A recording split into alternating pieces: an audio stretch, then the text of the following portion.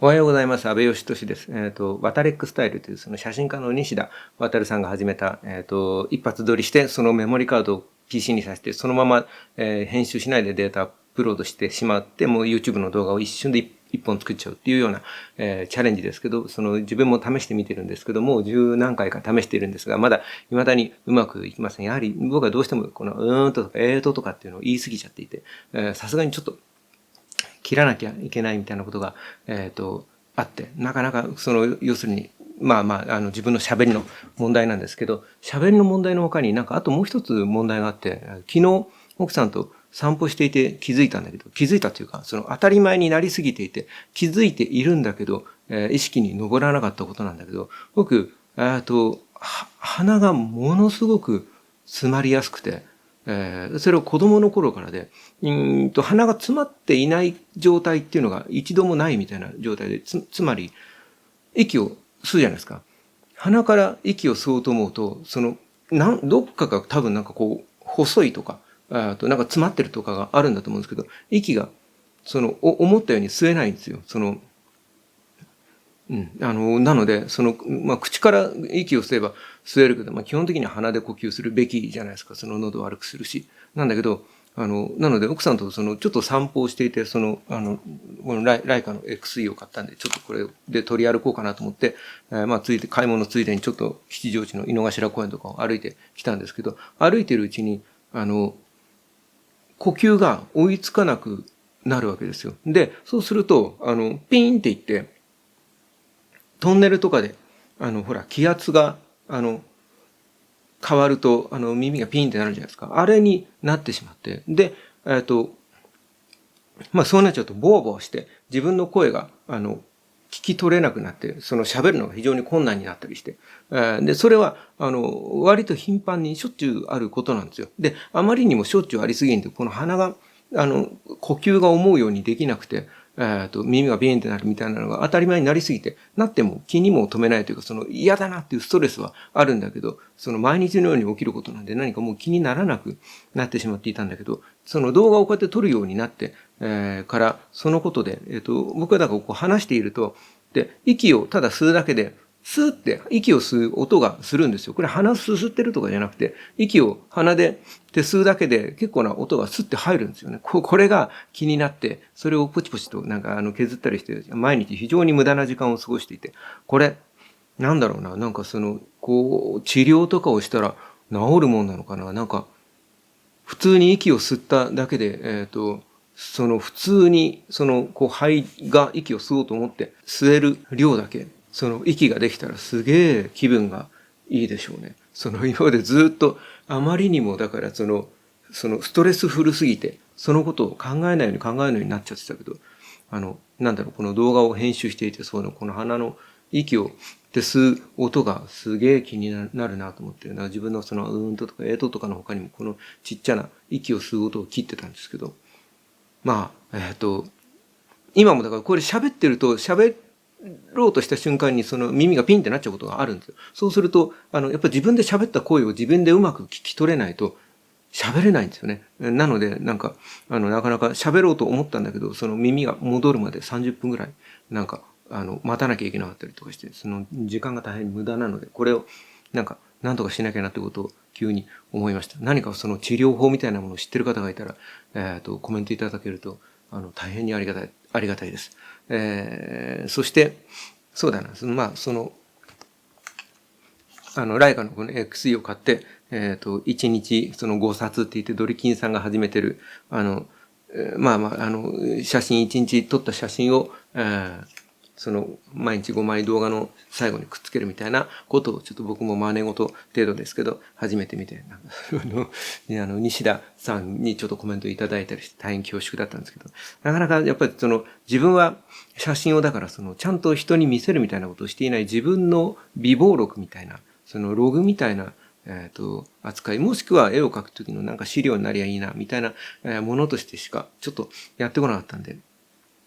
あとは家族の記録みたいなものも単純に子供を真ん中に入れて、ピントがあったらシャッターを押しておくぐらいのその表情が撮れておけばいいなと思ったんだけど、確かにそういう写真って後で見返しても、自分は自分の子供なんで、その子供の顔写ってたら、嬉しいし、その時のことを思い出しはするんだけど、でも何か、そうだな、そういう自分の子供だからっていう、写真の出来不出来と関係ない大きな要素を取っ払った時に、ものすごく平凡で似たり寄ったりの写真をもう、アホみたいに量産しているわけじゃないですか。それは、やはり、面白みに欠けるので、そうですね、ちょっと写真にまたカメラに興味が出ると同時に、今回は、要するにガジェットとして面白いとか、デザインが、いいよね、みたいなこととは別に、その写真を撮ること自体にもちゃんと、何かその興味が湧いてきたんで、そういうことも含めて、ちょっと勉強していければなと思っています。そして、こいつは、スナップカメラとして、なんだろうな、もう十何年前とかの古いカメラですけど、もちろん、古びてる部分はいっぱいあるんだけど、それでも使えて、そこそこライカらしい、自分がだからライカらしいをしっかりと理解できてはいないですけど、いわゆる、本格的なそのライカのカメラを持っていないので、でも自分がその作例とかを見て感じるライカらしさみたいなものがこの中にも、多少はあって、そういうことも含めて、楽しく使えてるんだけど、一つ気になったのが、これやっぱり電源入れるじゃないですか。シャッター、レンズが繰り出されて撮影、可能な状態になるじゃないですか。やっぱスナップなので、撮りたいと思った時に、キャップを、だから、外して、電源を入れて、あれ怖いな、もうこの中古の怖さですよ。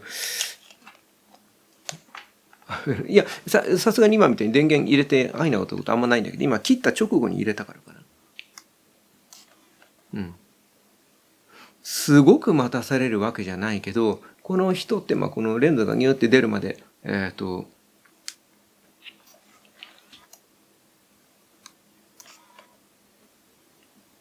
今、SD カードが入ってないんで、今ちょっと表示出ちゃいましたけど、レンズができるまで液晶の画面も、映らないので、その構造をレンズを出しながら、構造を決めるみたいなこともまだ、そのレンズが出てないんだから当たり前ですけど、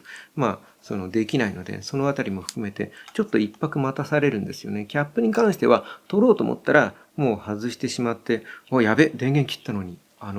戻んなくなってる。ちょっと心配になってきたな。これ大丈夫かな。昨日は、こういうことはあまりなかったんだけど。それで、ちょっと、子供連れて回転寿司食べたいって言うんで、かっぱ寿司に連れてって、ちょっとご飯食べて帰ってきたんですけど、で、その間の、もう歩きながらちょこちょこと写真を撮ったりもしたんですけど、あんまりそうか、でもそっか、自転車で行ったんで、行き帰りの間にあんまり写真を撮れなくって、なんだけど、こいつは、あんまり寄れないカメラなんで、最短撮影距離がね、多分、ピント合うの、こっから、そうだな、このマイクで言うと、ここは合う。まだ合う。もう合わない。まだ合わない。この辺が最短撮影距離で、このぐらい開くんですよね。そうすると、そうですね、36ミリか。なので、寄れないので、かっぱ寿司って、かっぱ寿司のお寿司を取ってもしょうがないと思ったけど、ちょっとした記録になるかなと思って、取ったけど、やはり寄れないので、お皿が遠いんですよね。で、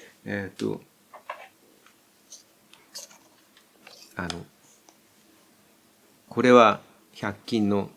虫眼鏡で、それを前面に当てると、さっきのこれで言うと、まだ全然寄れる。まだ寄れる。ここ寄れる。この辺までは寄れる。で、だいぶ寄れるじゃないですか。四隅がだいぶぼやけちゃいますけど、みたいなことができて、クローズアップレンズでいいのか。これいう専用のやつをここに、ネジ切りがついてる、そのレンズであれば、その先につけることで、普通のレンズをマクロ化するみたいな、レンズは、ND フィルターみたいな感じで、クローズアップさせる、こういう銅のついたレンズみたいなのを売ってたりするんですけど、これは100均のレンズで、これは今一緒にだから昨日お寿司行った下の子が、上の子は今ちょっと学校の行事で出かけていて、いなかったんですけど、僕が老眼でなんかちっちゃい文字とかだんだん見えなくなってきたんよみたいな話をしたら、すぐ100均に行って、なんかママと一緒に100均行ってきて、これを買ってきてくれて、これで大きくすれば見れるんだよみたいなことを、なんかレンズ大きくしたら拡大できるみたいなのをなんかどっかで習ってきたみたいで、もう得意満面で、で、これ、で、持ってきてくれて、これお仕事場に置いてくからねって言って、置いてってくれて、で、時々来て、使ってるみたいなこと言って、まあ使ってるよって言うけど、まあなかなか、じゃ仕事をこれでこうやって仕事をするかっていうと、それもなかなかなんで、なかなかちょっと出番がなくて、せっかく買ってくれたのになと思って、どうしようと思ってたんだけど、そうだ、クローズアップレンズの代わりにしてやろうと思って、一緒にお寿司屋行って、そうそう、これ、使うからねって言ってまあ、使ってみたわけですよ。まあ、そんな写真があったりして、当然、その専門のクローズアップレンズとかの方が、性能的には上じゃないですか。当たり前だけどね。これ今、ねじ切りないんで、そういうものがつくかどうかちょっと試してないですけど。だけど、じゃあ、これが、自分にとっては、でも、まあ、今言ったような、事情があるので、まあ、プライスレスだったりするじゃないですか。性能よりも、とか、もちろん写真なんで、当然、画素が高かったり、解像度が高かったり、ピントが絶対的にピタッと合ってる方が、まあいいに決まってるんだけど、でもそういうのと違う価値観があったりして、面白いですよね。僕にとってはだからこれで撮ったそのマクロの写真は、かけがえのないものだったりして、難しいですね。それはだから僕にとっての写真であって、じゃあ人に見せるときにそれが、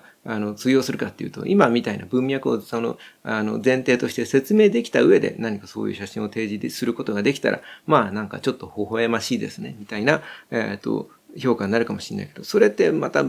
どうなんだろうな。なんかその写真としての価値とはまたちょっと別なものだったりして。だからその一枚の画面の構図がどうとか画質がどうとかみたいな話とその外側にある文脈と、どこまでを入れ込んでよくてどこまでを入れちゃいけないのかみたいなのは、難しいですね。あまりにも潔癖にじゃあそういう画面外の要素は絶対に認めないっていうとそれもそれでつまんなくなっちゃうっていうかような気もするし、あまりにもその写真の外側のことをあまりに入れすぎると写真じゃなくてもいいみたいなことになっちゃいそうだし、そのちょうどいい塩梅をうまく入れられるのがきっと良くて、どっちかに振り切っちゃったらダメで、なんかちょうど真ん中のこのどっかに、ちょうどいいその表現のバランスがあるんじゃないかなと思ったりしています。なんかすごい雑談をしようと思ったけど、今ちょっと自分なりに発見がありましたね。なんか喋るのいいですね。なんか自分で喋りながらパッと思いつくことがあって、で、それをすぐにリアルタイムになんか共有することができて。絵を描くときにもそうですね。まあ当然この一つの画面の中で勝負するわけですけど、その外側に、何か、なんだろうな、その要素が、自分だからっていうものが、ちょっとだけ、入っているようなものがいいのかなとも思えて。そこにもしかするとだから例えば AI とかで簡単に真似できちゃいますよみたいになった時にそうだな昔はその技術こそがって思っていたけどその部分が簡単に盗めてしまうみたいなものになっていった時に残るのがもしかすると今言ったみたいなこんなような画面の外側の物語であったりするのかもしれないですね。難しいですね。ってなことでした。ちなみに髪の毛をあまりに鬱陶しかったんでまだ全然鬱陶しいんだけど切ってきました。自分で切ってきました。適当にハサミで風呂場でジャギジャガジャガジャガジャガっておかしいですかね。どうかな。なんかどうしたもんかな。なんか髪の毛もだから美容院に行った方がいいなと思うんですけど、そうか、美容院に1回行くと5000円ぐらいかかるじゃないですか。美容院のおばちゃんに行くたびに、あんたまた半年後とか1年ぶりとかに来てるけどさ、後ろとかを見て、左右が全然めちゃくちゃだけどみたいな。10円パゲみたいに短くなってる部分もあるけどみたいなことをよく言われたりして、やべえと思っているんだけど、そうね、なんかついついめんどくさくて自分で切ってしまったりしております。ということでした。はい。ありがとうございました。ではでは。